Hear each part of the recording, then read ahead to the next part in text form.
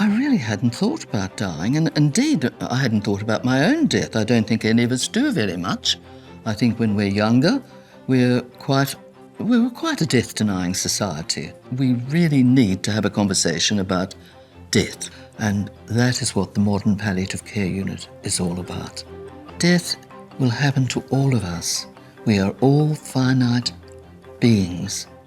I believe strongly I'm the person to get a message across to my younger generation, encouraging young people to continue our culture. And I thought this is my final job, to educate young people, to be role model as a TV leaders when they leave school. Make those young people proud who they are, and then take over the range after we disappear.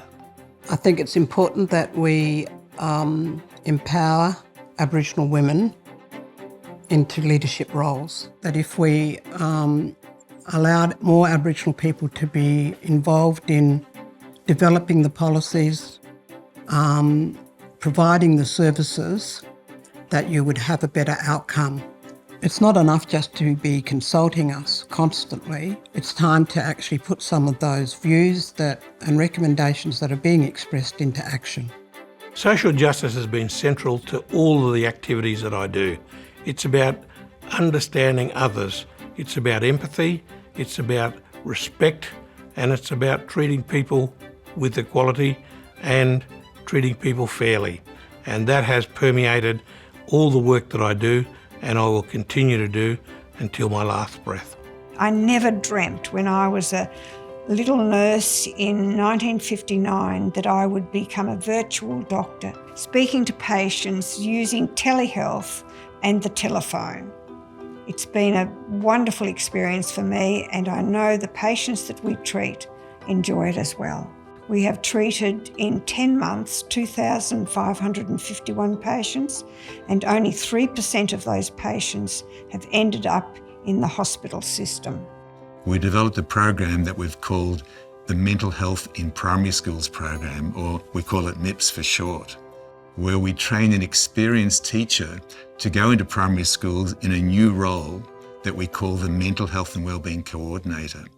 This is not a clinical role, but given their training, they go back into the schools and they work with classroom teachers to help them identify those kids that are struggling and do something about it.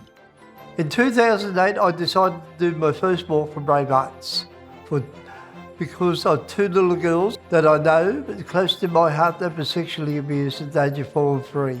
Brave Hearts education program teaches children how to say no and where to go if they get into trouble.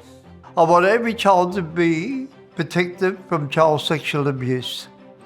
I like to see myself as a pioneer for building up, connecting all the community, the people together. A lot of them, they can't even communicate with their grandchildren. We can develop their skill set, develop some of their independence. They start to grow, to know this is their place.